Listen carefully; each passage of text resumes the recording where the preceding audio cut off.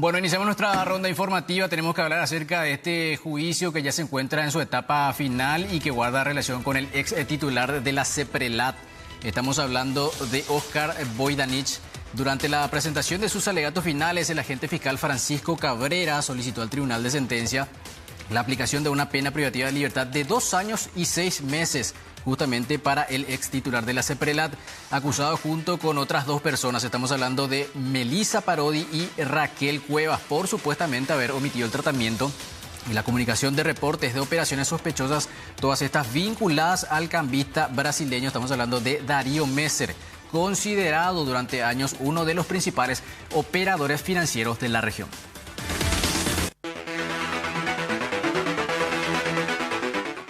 Y la ANEA es la Agencia Nacional de Evaluación y Acreditación de la Educación Superior, instó al CONES, al Consejo Nacional de Educación Superior, a adoptar medidas urgentes ante el descontrol en la formación de profesionales del área de la obstetricia. ¿Se acuerdan que la semana pasada les contábamos que solo 2 de las 33 carreras de grado que están habilitadas en nuestro país cuentan con acreditación vigente? Por ese motivo es que se pide la intervención del CONES.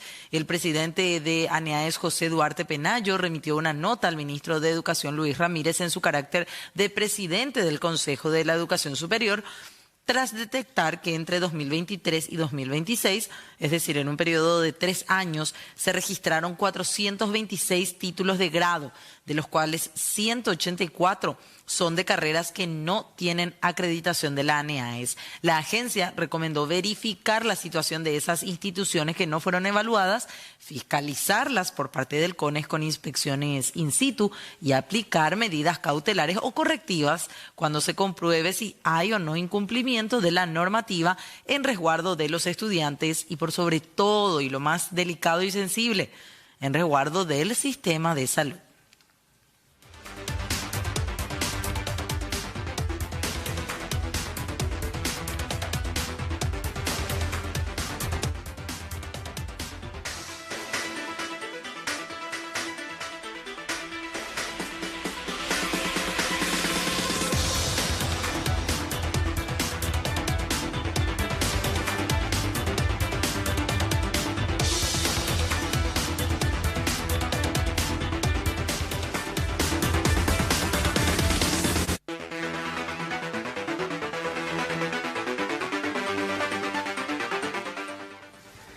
Bueno, pero tenemos que hablar también acerca de otro tema que generó y que sigue generando bastantes controversias. Tiene que ver con los denominados pupitres de oro. Sí. Esta situación que ha generado un perjuicio importante para varias instituciones educativas de nuestro país.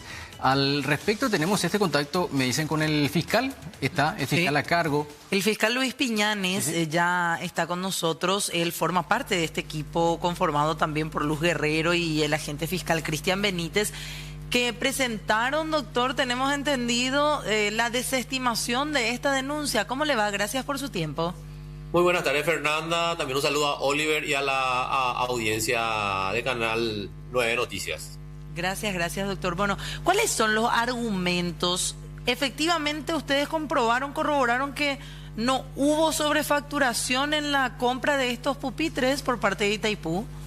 Sí, efectivamente, es correcta tu pregunta. Bueno, esta investigación se inicia hace aproximadamente casi un año, cuando se acumulan 2 denuncias, una por políticos, personas dedicadas a la política en Ciudad del Este, sí, y también miembros de una comisión del Senado, en que concretamente hacen una denuncia cuestionando la adquisición realizada por el Estado por mobiliarios pedagógicos, es el término, ¿verdad? Ya en base al relato fáctico, al relato de hechos que hace la denuncia, concretamente lo que ellos cuestionan, en primer lugar, ellos cuestionan la forma como fue adjudicada la compra de esos mobiliarios. Y posteriormente, dentro del cuestionamiento, ellos hablan de una sospecha de direccionamiento. Y por otro lado también cuestionan de que podría existir un sobreprecio en el monto que la Itaipú Binacional, que es la convocante, la que estableció al momento de la adquisición. Bueno, teniendo en cuenta ese relato de hecho, entonces donde el Ministerio Público entonces comunica inicio de investigaciones al órgano jurisdiccional por dos hechos, por la supuesta comisión de dos hechos punibles: la lesión de confianza, más concretamente, y la presunta comunicación de tráfico de influencia. Y es a lo largo de esa investigación, en base a la supuesta comisión de esos hechos punibles, que el Ministerio Público se abocó. Y producto de la colección de medios probatorios, entonces se determinó, más concretamente, la investigación se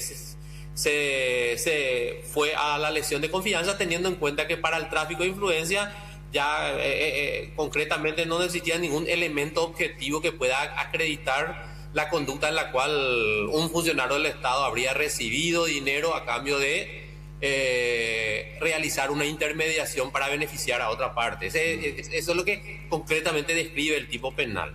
Ahora, en cuanto a la lesión de confianza, al ser un hecho punible de tinte patrimonial, se realizaron todos los elementos de investigación necesarios para esa investigación. Primeramente, munirse de todos los pasos que motivaron ese proceso de adquisición estatal, y posteriormente, obviamente, también tener comunicación con aquellos funcionarios que formaron parte en la adquisición. Concretamente, ya producto de esas investigaciones, de que para que haya la lesión de confianza se deben reunir determinados elementos, y fundamentalmente con la adquisición de esos mobiliarios pedagógicos no hubo, o el Estado no fue víctima de un perjuicio patrimonial. Hay que tener... Sí. Sí, le queríamos consultar lo siguiente, con relación al proveedor también de los pupitres chinos. Todo eso también se pudo determinar que estaba todo en regla, en atención que en algún momento se mencionó que el proveedor traía sábanas también, no necesariamente estos mobiliarios para las instituciones educativas. Desde ese punto de vista, ¿cómo tiene la Fiscalía la mira en relación al proveedor? Bueno, como te dije, sí, lo que mencionas en cuanto al proveedor que fue adjudicado para la venta de esos mobiliarios, bueno, cuando vos ya determinás por el relato de hecho, cuando se relata un hecho, entonces vos determinás de que si ese hecho es irregular, ¿a qué delito corresponde? Si vamos por la lesión de confianza es cuando el Estado utiliza un patrimonio ajeno, y ese patrimonio ajeno le genera un perjuicio patrimonial. Entiéndase, comprar mobiliarios que por gastar por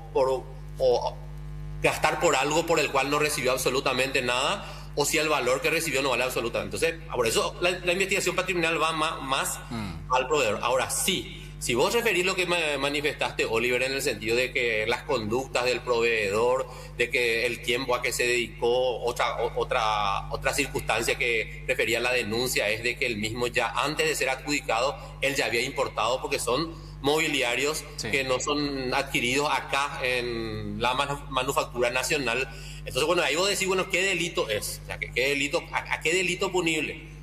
Sí, podría existir una irregularidad administrativa, pero eso ya no es parte de una investigación penal. Entonces, lo que sí se habla de un supuesto direccionamiento donde el Estado de alguna manera le quiere hacer ganar a una empresa amiga.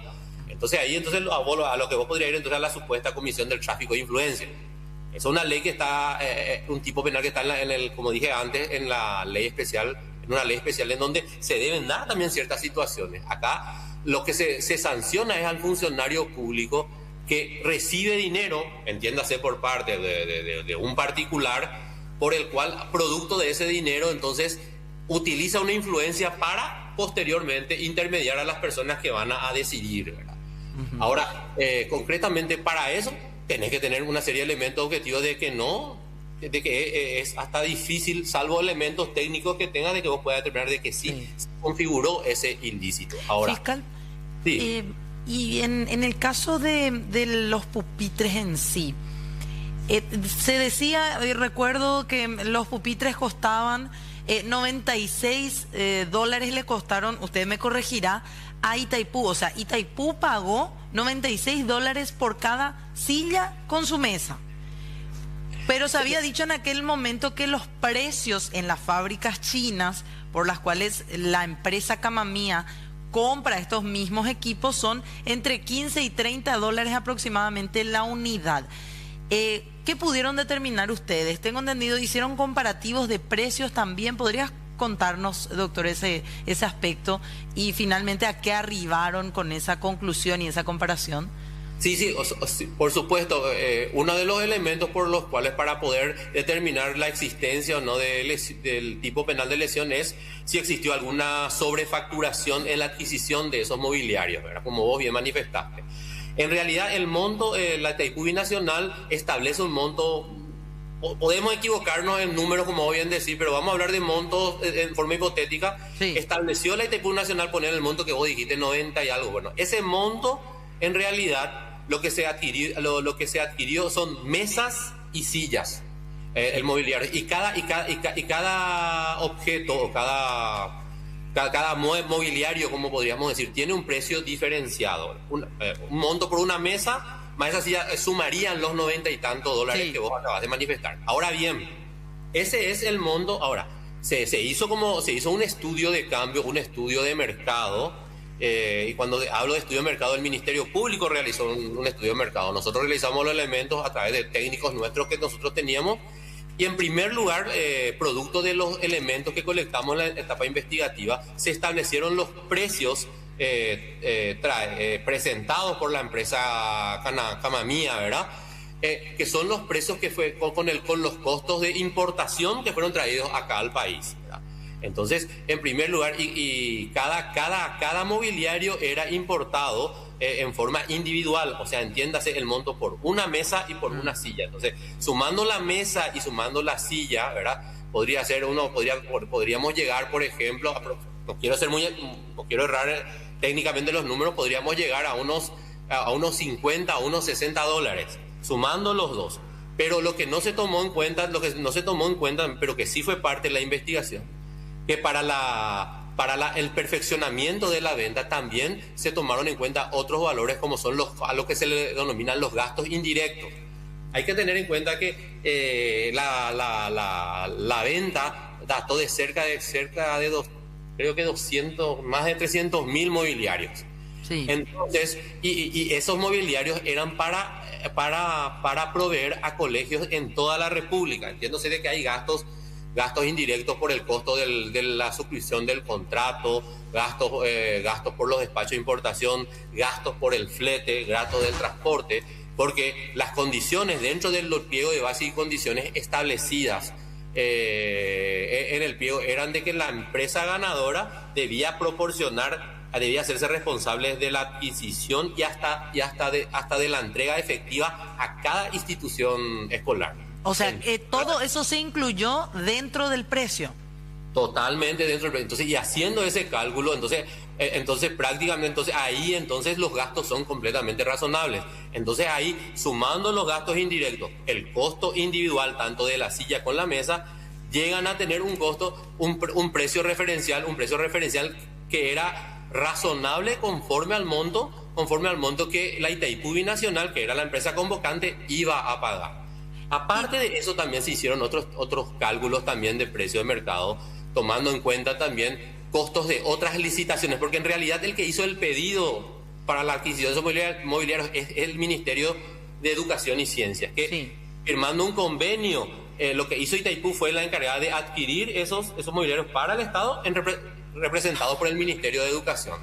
En base a otros procesos de adquisición por mobiliarios anteriores, se determinaron que los tradicionales mobiliarios educativos de nuestra época, hasta hace poco, que eran los mobiliarios, digamos, no sé si era específicamente de madera, incluso los precios ya ofertados en aquel tiempo alcanzaban prácticamente al mismo monto. Por más de que estamos hablando ahora de un material totalmente diferente, estamos aún hablando de un material mecánico y que tenía un costo de durabilidad conforme a los pliegos de base de una durabilidad mucho mayor, ¿verdad? Pero concretamente al precio, haciendo un estudio de mercado, pero es un estudio ya técnicamente en cuanto a precios referenciales, también ese costo referencial no se hizo el costo referencial en costo acá, porque atendiendo a que es una entidad binacional, en los contratos, hasta inclusive el contrato de adquisición es firmado por los dos directores de la binacional, tanto el del lado paraguayo como el del lado brasileño. Entonces, el el análisis o la comparación de precios referenciales se hicieron inclusive en el mercado brasileño. Y producto de ese análisis técnico se determinó de que acá no existió ningún tipo de sobreprecio. También se determinó también que si bien la denuncia se inició ya inclusive cuando ya la empresa fue adjudicada, en un momento que la empresa todavía no había entregado los mobiliarios, entonces producto del tiempo, esta investigación llevó más de un año, también el equipo de investigación tomó otra vez el análisis de también, aunque no era parte de la denuncia concretamente, de si efectivamente ese mobiliario fueron o no entregados en su totalidad. Y también, entonces, ya a esta altura del tiempo, todos los mobiliarios que fueron objeto de este proceso de adquisición ya fueron entregadas a las distintas instituciones educativas, en base a todas las documentaciones que nosotros tenemos. Sí, fiscal, para ir cerrando ya por una cuestión lastimosamente de tiempo en televisión, usted entenderá. El paso a paso a continuación, ustedes solicitan la desestimación, ¿cuál es el paso siguiente? O sea que es muy importante lo que vos manifestás, porque a la larga acá lo que está ocurriendo es el debido proceso, Fernando. Es el debido proceso en el que se hace una denuncia, donde el denunciante también no tiene la obligación de tener una plena certeza de lo que está denunciando. Entonces nosotros estamos en la etapa investigativa, donde por mucho tiempo existía, a veces, escuchaba ese comentario que decía de que la fiscalía está cajoneando o la fiscalía de alguna manera parece que está durmiendo las causas, como dijo una parlamentaria, ¿verdad? Entonces, acá lo que hubo es una etapa investigativa y esa etapa investigativa se hizo. Ese es el concepto y el análisis que 3 fiscales llegan a una conclusión. Esta es la primera etapa del proceso. Al presentar la desestimación, eso nuevamente debe ser analizada por el órgano jurisdiccional, o sea, por el juez de garantía. El juez de garantía, otra vez, tiene la potestad de analizar porque esto no es la manifestación de un equipo, si es un requerimiento plenamente fundado. Sí. Con actuaciones. Posteriormente, el juez lo que tiene que hacer es hacer lugar a la desestimación o, de lo contrario, no hacer lugar en su momento si es que considera de que no están dados los elementos. Si no hace lugar a la desestimación, puede dar el trámite que se llama el trámite del 314. ¿Qué significa eso? En donde dispone que un órgano superior al nuestro, un órgano jerárquico, nuevamente reestudie a la conclusión que nosotros llegamos. El fiscal, el juez, ¿quién es? El juez es Rodrigo Estigarribia, el juez de delitos económicos del segundo turno. Y si la Fiscalía General nuevamente ratifica que no vamos a ser nosotros los que vamos a determinar, nuevamente ahí sí, si el juez no tiene más salida porque la ley lo dispone, porque ya hubo un doble control, y en ese caso entonces hace lugar a la desestimación. Pero esa desestimación nuevamente podría ser eventualmente recurrida por la parte que tiene legitimación activa. O sea, ¿por qué hago esa explicación? Quiero nomás dar ese hincapié, porque a veces cuando el Ministerio Público hace su trabajo, en un sentido o en otro sentido, ya se toma y ya dice, ya hay impunidad. No puede haber impunidad si acá hay un proceso. Lo que los fiscales acaban de hacer, posteriormente va a estar sujeto otra vez a un nuevo análisis. Y esto es el proceso judicial, como cualquier proceso penal, va a tener su curso. Eso es respondiendo la muy pertinente pregunta que realizaste, Fernando. Ok. Fiscal, de mi parte, muchas gracias, Oliver. No, está bastante claro, sí, fiscal, justamente las apreciaciones y también las aclaraciones con relación al proceso. Le agradecemos por su tiempo, fiscal. Igualmente a ustedes, que tengan un muy buen resto de jornada. Muchas gracias a ustedes. Gracias.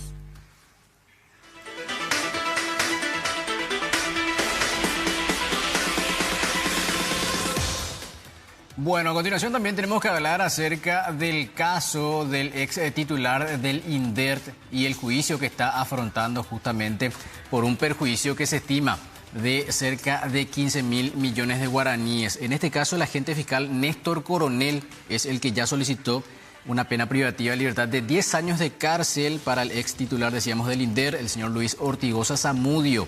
Está enjuiciado por lesión de confianza a raíz de la venta irregular de unos 13 lotes, esto en el departamento de Alto Paraguay. Este hecho que justamente había causado este perjuicio que les mencioné por cerca de 15.000 millones de guaraníes. El juicio oral va a continuar específicamente el próximo viernes 17 de julio.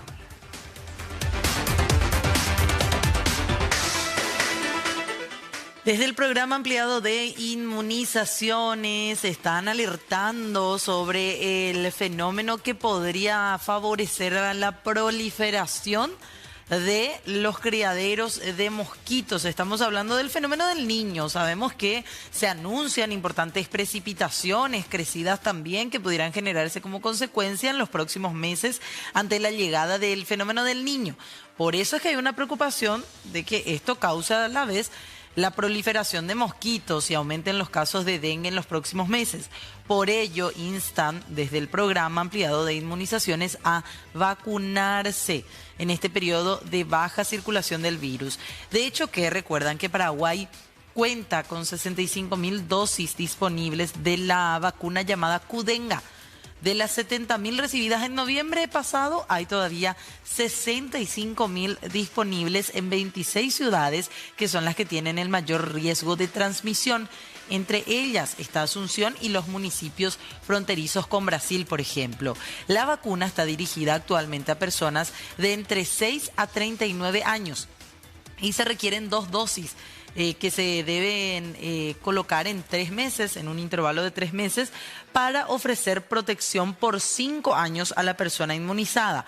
Se remarca también la importancia de vacunar a los niños por ser la población más susceptible a los 4 serotipos de la enfermedad. Además, se informa que desde hoy están disponibles en todo el país las vacunas que les habíamos contado también contra el COVID del laboratorio Moderna, recomendadas para mayores de 60 años y personas con factores de riesgo.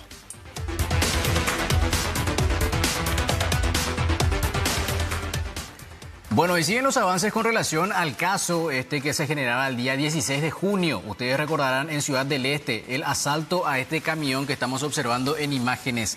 Ya se dieron justamente las detenciones de varias personas. Entre ellas se encuentra Rolando Ariel Torres Osuna, conocido con el alias de Roloí, de 28 años, a quien el fiscal Luis Fernando Escobar ya lo imputó por robo agravado por su presunta participación en este hecho, el que estamos nuevamente recordando. Esto que sucedía, decíamos, en Ciudad del Este, sobre la avenida Rogelio Benítez. Se habla de una banda que estaba integrada por al menos 4 delincuentes que interceptaron este vehículo, obligaron a descender a los empleados que estaban a bordo del mismo y trasladaron la mercadería que estaba evaluada en $270.000 americanos. Todo esto hasta la zona del área 8, donde nuevamente fue transbordado todo lo que justamente llevaron a otro vehículo antes de darse a la fuga. Alias Roloí, decíamos, Rolando Ariel Torres Osuna, fue detenido este miércoles tras un allanamiento en el barrio Sagrado Corazón de Jesús y ahora ya se encuentra imputado por la Fiscalía.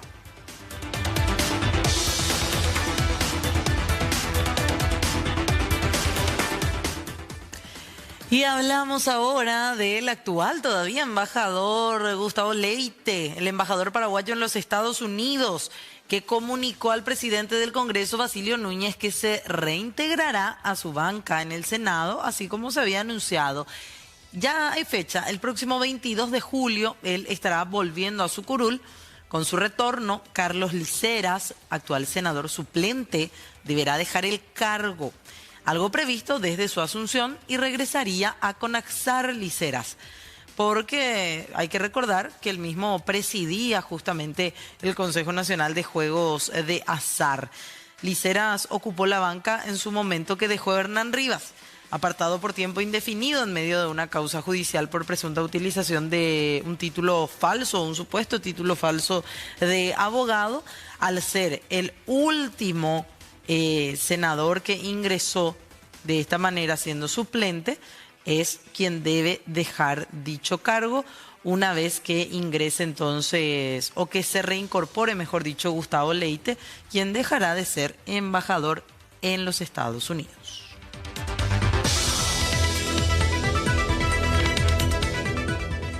Bueno, también hay novedades en relación a la causa de Hugo Javier González. Recordarán ustedes, el ex gobernador. En este caso, la Sala Penal de la Corte Suprema de Justicia ratificó la condena del mismo de 10 años de pena privativa de libertad, al igual que a su ex jefe de gabinete. Estamos hablando del señor Miguel Robles.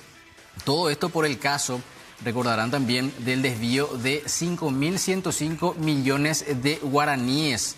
Estos fondos que tendrían que haber sido destinados a la reactivación económica tras la pandemia. El máximo tribunal rechazó también los recursos de casación presentados por las defensas al no cumplir con los requisitos de fundamentación exigidos en el Código Procesal Penal.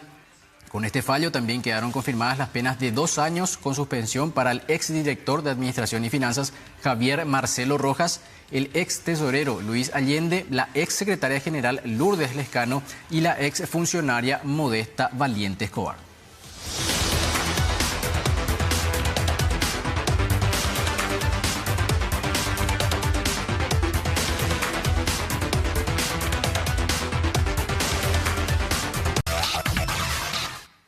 Debes a la ANDE.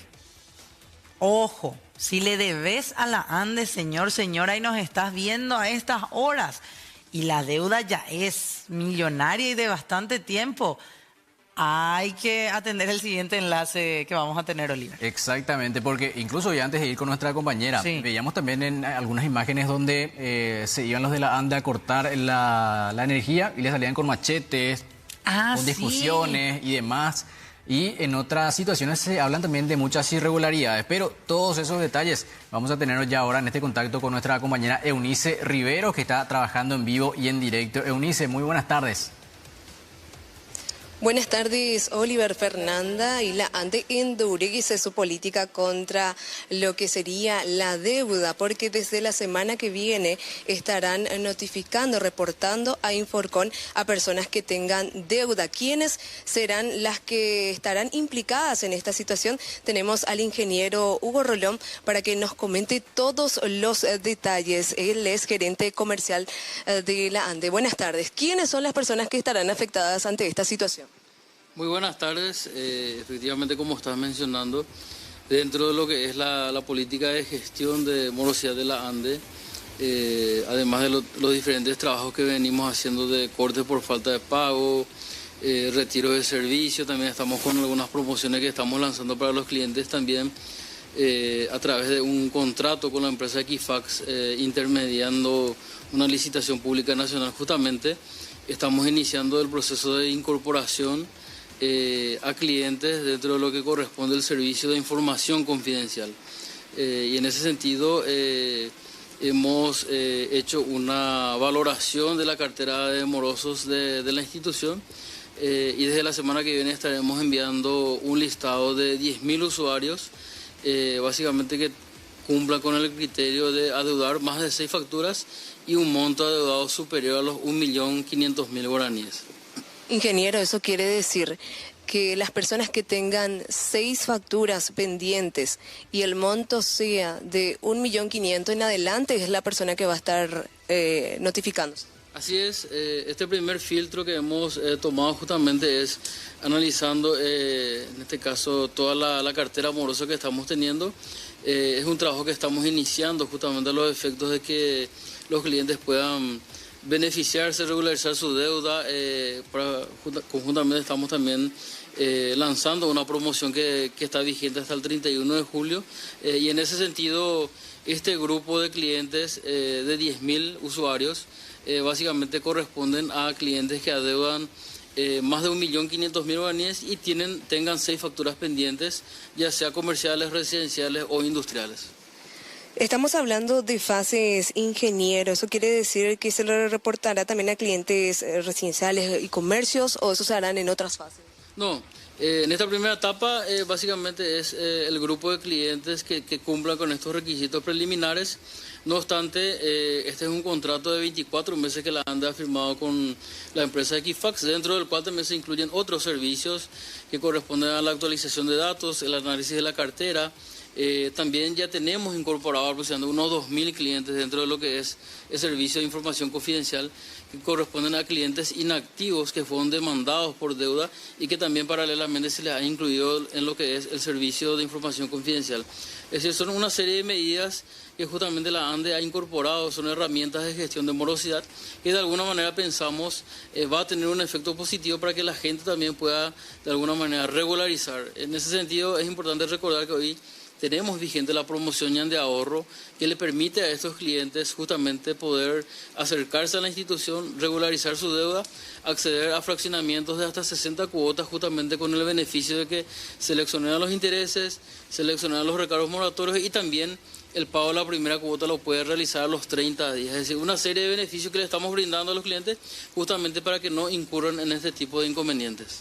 Las personas que están debiendo 5 facturas y más o menos ya van llegando a este monto, deben acercarse e ir poniéndose al día con el tema de las deudas para no ingresar a Inforcon. ¿Y hasta cuánto tiempo pueden salir nuevamente de eso? Sí, en esta primera etapa el filtro es 6 facturas y 1.500.000 guaraníes. Nosotros vamos a hacer la valoración justamente y evaluación de cómo va avanzando el proceso. Posteriormente estos filtros van a ir cambiando y cualquier persona que sea incluida, lógicamente, en primer lugar va a ser notificado vía mensaje de texto por la ANDE al momento de su inclusión, siempre y cuando su número de teléfono se encuentre catastrado en nuestra base de datos comercial. Y la forma de salir es o abonando la totalidad de las facturas vencidas o financiando esa factura, o sea, esa deuda. ¿Y cuál es también uno de los mensajes que ustedes están realizando, lo que sería la promoción y también tomando estas medidas por el porcentaje de deuda que... Sí, hoy tenemos una cartera morosa del 19% para los clientes activos particulares. Si bien hemos reducido esa cartera morosa del 30% al 19%, nuestra expectativa es llegar al 16% para finales del año 2026, para cuyo efecto estamos desplegando, además de las promociones, los beneficios para los clientes, también estamos haciendo cortes por falta de pago, retiros del medidor por deuda acumulada, y estamos incorporando estas herramientas financieras que también pensamos nosotros van a dar cumplimiento al objetivo que nos estamos proponiendo, que es reducir al 16% la morosidad institucional para finales del año 2026. Eso quiere decir que este sistema ya sería de ahora en adelante, ya también anticipando que habrán otras fases. Sí, esta es una primera fase. Tenemos un contrato de más de 2.400 millones de guaraníes con la empresa Equifax y justamente en la medida que avancemos nosotros vamos a ir haciendo las valoraciones correspondientes porque tenemos también otros servicios que ellos nos van a prestar que corresponden a la base positiva, para que la ANDE también pueda hacer referencia para créditos financieros y consultas referenciales para otros sectores. Entonces es un trabajo conjunto que estamos llevando con esta empresa a los efectos de que también podamos nosotros ir saneando la cartera morosa de la ANDE. Para reiterar nuevamente, ingeniero, la notificación le llegarán a estas personas y cómo también pueden ellos ir informándose ante esta situación. Sí, nosotros tenemos los canales de contacto habilitados. Una de ellas es el Contact Center 021-160 en la opción 2 que corresponde a todas las gestiones comerciales. Tenemos también habilitados las redes sociales, el WhatsApp o el chatbot que es el 0962-160-160. Y a las personas que tengan catastrado su número de teléfono en la base de datos de la ANDE, entonces también se le va a estar informando vía mensaje de texto. Muchísimas gracias, ingeniero. Esta es la información que tenemos, compañeros, Fernanda, Oliver, de esta medida que tomó la ANDE para poder reducir la cantidad de morosos en la institución. Exactamente. Aprovechando que está ahí contigo el ingeniero también, Eunice, una consulta que guarda relación con esto que estábamos presentando, porque hacía referencia el ingeniero Hugo Rolón sobre el procedimiento para aquellas personas que están sin pagar sus cuentas, que pueden ir a Inforcon inclusive. Ahora, la consulta en particular, ¿qué pasa con aquellas personas que no pagan y a quienes ya la ANDE decide realizar el proceso de corte? ¿Esto por qué? Porque hay un caso que el día de hoy, por ejemplo, se dio en Horqueta, donde un hombre salía incluso con un palo para evitar que personal de la ANDE pueda hacer ese trabajo de desconexión. ¿Cuál es el proceso en este caso de la desconexión? También hay una notificación para que nos pueda aclarar un poco también el ingeniero, aprovechando que está ahí. Sí, ingeniero, con respecto a las personas que están morosas y que ya también llega al proceso de lo que sería la desconexión, ¿cómo queda luego ya este proceso con estas personas que no están cumpliendo? No, realmente todos los procesos van a ser desplegados en paralelo, es decir, nosotros seguimos haciendo cortes por falta de pago. Es importante recordar a la ciudadanía que una orden de suspensión por falta de pago dentro de lo que es el servicio de prestación de energía eléctrica se genera al vencimiento de la segunda factura. Es decir, cualquier cliente que deba 2 facturas ya es pasible de corte por falta de pago. Muchas veces hacemos los cortes, pero muchos clientes también se autorreconectan y por eso es que llegan a 3, 4, hasta 6 facturas o más. Entonces, esta es una herramienta adicional a los procesos normales de corte de falta de pago que la estamos realizando. Ya hemos realizado en este último mes más de 100.000 cortes a nivel país y seguimos con esos trabajos intensificados. Paralelamente, digamos, estas son herramientas de gestión financiera que estamos incorporando y pensamos que con esto, justamente, y el conjunto de las medidas que está tomando la institución, vamos a llegar al objetivo que nos trazamos, que es que los clientes se puedan poner al día en el pago de sus facturas y, lógicamente, aquellos que tengan deuda acumulada también puedan aprovechar las promociones vigentes de la ANDE, que son realmente muy buenas y oportunas para este momento. Yendo netamente al caso que comentabas, ingeniero, de las personas que contratan a otras personas para que instalen nuevamente o hagan esa conexión, ¿cómo queda ante esa situación también? ¿Qué se puede hacer? Sí, muchas veces nosotros nos percatamos de que muchos clientes contratan a otros técnicos para que hagan una reconexión, o en todo caso si se les retira el servicio, hacen una conexión irregular, ¿verdad? Entonces en esos casos también la ANDE hace una intervención del suministro, hace una denuncia ante el Ministerio Público en los casos que se constata, ¿verdad? Pero el objetivo justamente es ir mejorando la gestión de morosidad. Todas nuestras cuadrillas hoy en día de empresas contratistas tienen una bodycam incorporada, con lo cual también nosotros vamos viendo el trabajo que van efectuando en tiempo real en el campo y con lo cual también en estos últimos meses hemos mejorado muchísimo la efectividad de los cortes y prácticamente de cada 10 clientes que se le está cortando, 9 se están acercando a pagar. Bueno, eso es síntoma de que estamos mejorando también la gestión pública. Eunice. Gracias, ingeniero. Oliver Fernanda, sí. Sí. ¿Será que el ingeniero tiene conocimiento también del caso de este adulto mayor de 82 años de Caaguazú, a quien le llegó una factura de la ANDE por 18.300.000 guaraníes? Y que decía este señor en medio de su desesperación, pero yo no tengo tantos artefactos eléctricos como para que me llegue esta factura de este monto. ¿Él tiene conocimiento para saber qué pasó o por lo menos para direccionar a este señor qué puede hacer o a personas que están en la misma situación? Se da un caso de un hombre de 82 años que le llegó una deuda millonaria de la ANDE y él alegaba que no tiene muchos electrodomésticos. ¿Tienen algún conocimiento sobre ese caso en Caaguazú? Desconozco el caso así puntualmente, pero no obstante, cualquier caso que tengamos el número de suministro o los datos de la instalación, nosotros podemos hacer una verificación y revisión técnica de sus antecedentes, de su medición y también hacer un acercamiento al usuario, ¿verdad? Sin inconveniente en ese sentido para hacer la atención respectiva. Eso quiere decir que él tiene que comunicarse con la ANDE o sus familiares para poder hacer este análisis. No, deberíamos ver dónde hizo la denuncia. No obstante, siempre es importante recordar que cualquier cliente de la ANDE puede hacer cualquier reclamo directamente en la aplicación Mi ANDE, que tiene la posibilidad de hacer reclamos por exceso de consumo. Puede llamar al contact center al 0921-160-160, donde directamente se le van a tomar los datos y hacer la verificación técnica respectiva. O también, hoy en día, la página web o el WhatsApp en el 0962-160-160, donde tiene la opción de reclamar. Es decir, con tal de que haga un reclamo, nosotros ya nos encargamos de hacer las verificaciones técnicas respectivas, acudir al lugar del usuario y verificar cuál es el inconveniente, tanto de su factura, si tiene un acumulado o si es un inconveniente o algún tipo de avería de su equipo de medición. Ahí está la respuesta, Oliver Fernanda, y yendo nuevamente a la noticia, es que desde el lunes las personas que tengan o deban 6 facturas y el monto ascienda a 1.500.000 en adelante, esa es la persona, el usuario que va a estar siendo notificada para Inforcom, compañeros. Correcto.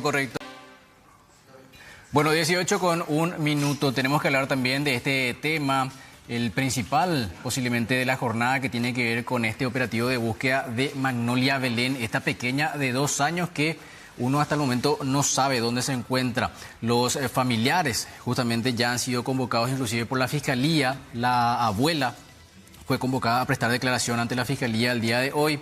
El padre, que también cuenta ya con orden de captura, y la madre, que también conversaba con nosotros mucho más temprano, totalmente desesperada, lógicamente, por saber algún dato acerca de su hija. La última vez que vio a su hija fue el día de ayer, justamente en la Embajada de Chile, Fernando. Así es, bueno, y tremendo lo que ocurre porque ¿cómo se da todo esto?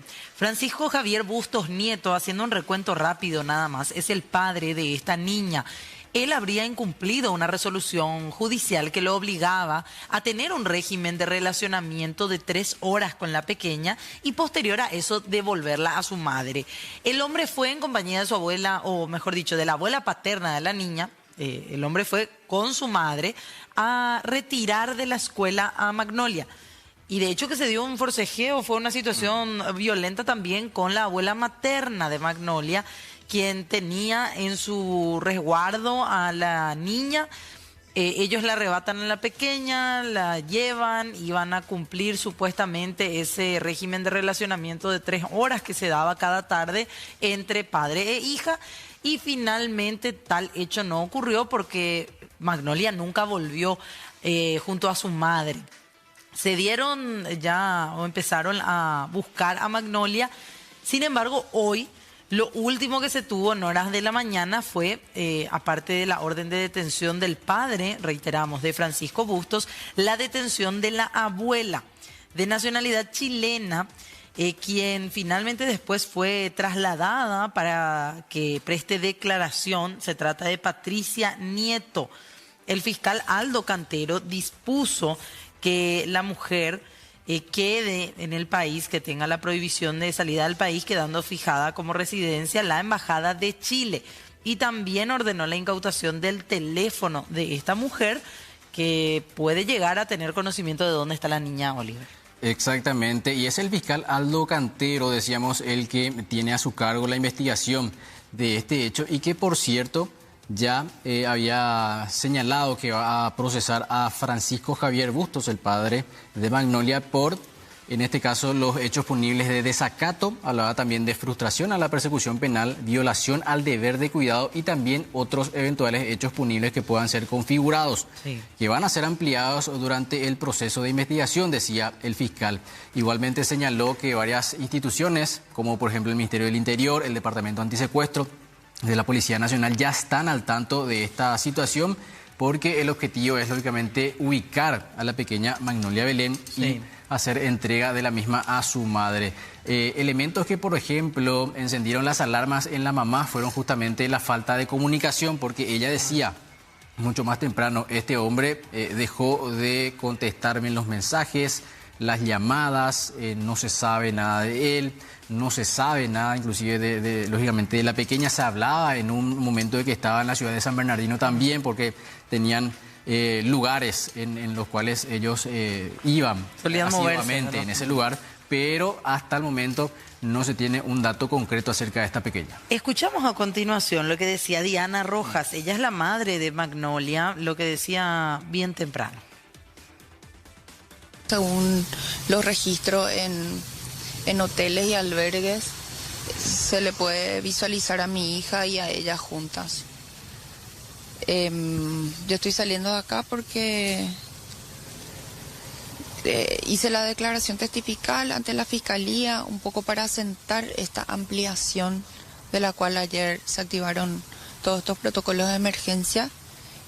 Vine a caratular mi expediente y dejar en manos de la Fiscalía, del fiscal Aldo Cantero, que está a cargo de este caso. ¿Hay una novedad con respecto al padrastro, al papá en este caso?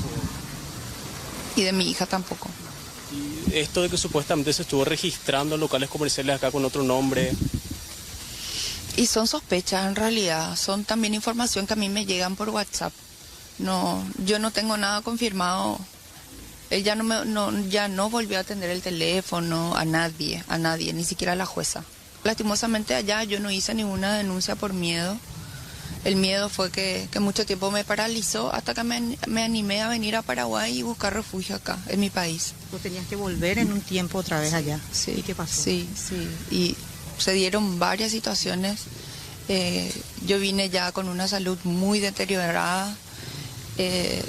Y bueno, resguardando siempre la vida de mi hija y con la intención de solamente protegerle y nunca pensé que íbamos a llegar hasta estas instancias. Jamás, jamás, jamás, jamás, jamás. Piedad es lo único que pido, que toda la información que nos está llegando de algún paradero, si le vieron a ella. Mimi, mi amor, te amo, te espero, por favor. Gente, ayúdenme, estamos contra reloj prácticamente, porque si este protocolo se hubiese activado antes, con la primera denuncia, iba a ser diferente. Bueno, y la mujer que veían ustedes en el otro cuadro, que estaba jugando con la pequeña Magnolia Belén, era la abuela paterna, Patricia Nieto, justamente que veíamos en esas imágenes. Ella habló también con nuestro medio para referirse al respecto del caso. Esto es lo que nos mencionaba. Sí, colaboré porque yo no sé dónde está mi hijo con Magnolia. Él ha recibido infinitas amenazas, como también yo recibí adentro amenazas. Magnolia es una niña chilena, nunca ha sido paraguaya. Ella, su residencia habitual era en Chile. Tiene una orden, Diana, su madre, de restitución internacional. En Chile se ganó una sentencia por secuestro internacional. Ella pidió un poder notarial para poder venir a pasar la fiesta el 21 de diciembre y tenía que retornar a Chile el 5 de enero. Desde esa fecha estuvo mucho tiempo escondida. Gracias a Policía de Investigaciones de Chile se pudo encontrar su paradero. Se ha estado en juicio todo este tiempo y hasta se suponía que la sentencia definitiva tenía que haber salido entre el miércoles y jueves. Sí. No salió y no va a salir. Y Diana ha dicho que aquí se demoran 2, 3, 4, 5 años y que ella va a estar en juicio eternamente y que no va a restituir a su hija nunca, siendo que su hija está ilegalmente acá. Está con una retención ilícita. Bueno, acá como escuchábamos a la abuela, hay una cuestión sumamente sensible. Del lado del padre, tanto la mujer como su abogado alegan que Magnolia tenía un régimen, de hecho, de convivencia con su padre en Chile. Sí.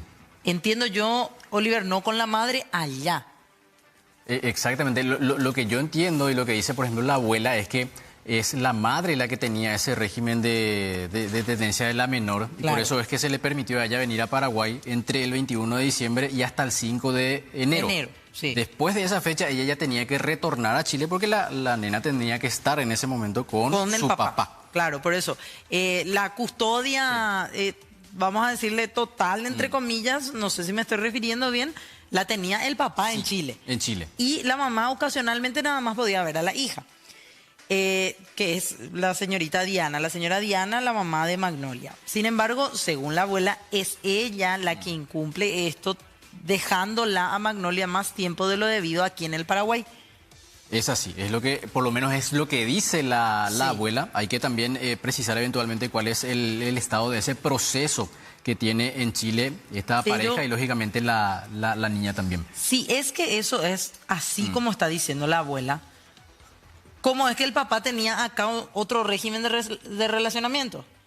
Claro, porque hablaba del tema de las horas. Sí. Que tenía unas horas para verla ella. Que él y eso está judicializado, entiendo. Y como el papá, digo nomás yo, si yo soy el papá y a mí me sacaron a mi hija y tengo una orden de restitución internacional, así como decía la abuela, yo no voy a venir acá a generar un régimen de relacionamiento en un país en el que no estoy viviendo. Claro.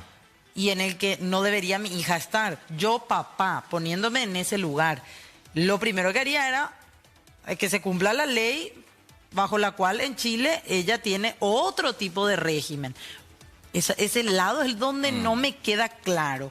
Porque más temprano también decía Diana, la madre de Magnolia, que ella era víctima de violencia en Chile, cuando todavía ellos eran pareja.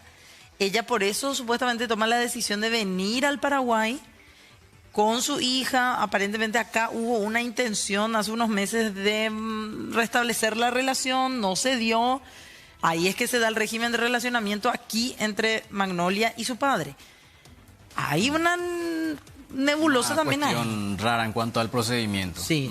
Y que deberá también, me imagino, el Ministerio Público dilucidar para ver finalmente cuál es la postura que asume. Exactamente, y justamente a ese efecto conversamos también con el representante del Ministerio Público, el doctor Aldo Cantero, que está a cargo de este caso. Esto era lo que nos mencionaba el agente fiscal. A raíz de la denuncia realizada por la señora Diana Rojas, quien es la madre de la niña, en este caso de 2 años de Magnolia, nosotros activamos todos los protocolos pertinentes, tanto de interno del Ministerio Público, así como a nivel nacional, que es la ley MAFE, como lo conocemos, ¿verdad? Bueno, está activada todas las alarmas pertinentes. El señor Francisco Augusto tiene una orden de captura emitida por este agente fiscal, y también, como la señora Patricia es la última persona que tuvo contacto también con el hijo, también decidimos darle esta misma medida cautelar de ordenar su detención a los efectos de que comparezca y nos brinde toda la información pertinente a los efectos de encontrar a Magnolia, ¿verdad? Que es la prioridad número 1 de todo, ¿verdad? Bueno, y en este momento estoy para interiorizarme y bueno, y tomar la decisión ya de proceder a realizar imputaciones pertinentes. En primer lugar, la jueza de la niñez y la adolescencia, así como bien yo lo dije, ya me comunicó el desacato a una resolución judicial, que no recuerdo ahora el número, pero sí ya está la comunicación del Ministerio Público, que es la base inicial del protocolo que dispone justamente para el hecho punible de desacato. Y también otro hecho punible que podía ser la violación del deber de cuidado con relación al padre, ¿verdad? Y también ver otros tipos de hechos punibles como frustración a la persecución penal. Tuve comunicación con la jueza de la niñez, personalmente estuve hablando con ella hace unos momentos. El señor Busto ya se comunicó con ella, se comunicó con varias otras personas diciendo que él estaba esperando una sentencia en el juzgado de la niñez. Y esto no va a ser así. La jueza no va a dictar ninguna resolución todavía. Por tanto, él debe aparecer, ponerse a disposición del Ministerio Público y afrontar todas las consecuencias penales que tiene esta cátedra. Cambiamos de tema, vamos a hablar de lo que están realizando en la Cámara de Senadores respecto a los famosos títulos falsos. La Comisión Especial del Senado que investiga los presuntos títulos falsos universitarios incorporará expertos de la Contraloría para poder reforzar y agilizar las pesquisas. Además, analizarán también un informe de la ANEAES con más de 12.000 registros para identificar posibles irregularidades en el sistema de educación superior. Bueno, la noticia urgente nos lleva justamente hasta Argentina. ¿Por qué? Porque esto se relaciona con el operativo de búsqueda de la pequeña Magnolia Belén. Apareció en ese país, en la zona de Resistencia Argentina. Es lo último que se tiene al respecto de este trabajo de búsqueda y localización de esta niña, Magnolia Belén. Sí, estamos observando ya algunas fotografías de la niña, del padre. Veremos también en algún momento los detalles con las personas relacionadas a la investigación en particular de este caso. La información que ahora tenemos es lo que ya decía Oliver, la aparición de esta niña en compañía de su padre, pero ya en Resistencia Argentina. Es lo que estamos ahora mismo ya confirmando. Vamos a ver si podemos establecer algún contacto o hablar con el fiscal, que es lo último que tiene también en materia de la aparición de padre e hija y cómo se va a proceder a continuación, por sobre todo teniendo en cuenta el lugar en donde están Oliver. Exactamente. Aparentemente fueron justamente citados ante algunas autoridades, es por eso que ahí se ven sus documentos de identificación que confirman justamente las identidades de, en este caso, el padre que también estaba siendo buscado. Estamos hablando del señor Francisco Javier Bustos Nieto. Sí. Y lógicamente de la pequeña Magnolia Belén de 2 años. Ahí están. Aparentemente ella en buen estado también de salud, está sentada, la podemos ver allí en compañía de su padre, en parte también, en este caso, jugando. Veremos cuáles son los detalles también de lo que tiene que ver con este tema y la reaparición finalmente de Magnolia en compañía de su padre en territorio argentino, entonces, y cómo se procederá a continuación. Se habla, Fer, de que fueron ubicadas justamente en la terminal de ómnibus de Resistencia Chaco, en Argentina. Sí. A punto también de abordar uno de los buses en ese lugar, y gracias al trabajo de los agentes y, como lo decía el propio fiscal Aldo Cantero del Departamento de Antisecuestro, la pudieron ubicar rápidamente en ese lugar y ya fueron puestos a disposición de las autoridades, y ahí a partir de eso se generan estas imágenes que estamos compartiendo con ustedes.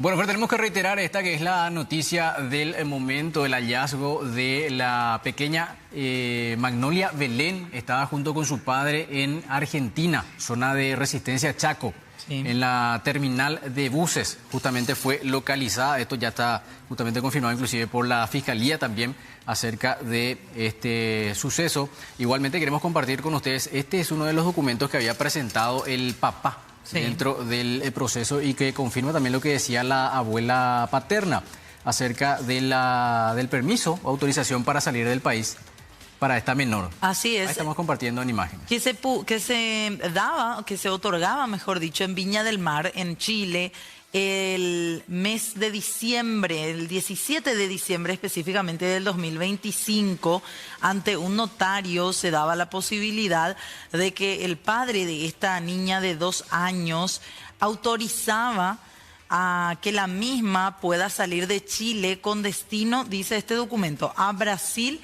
y Paraguay en compañía de su madre.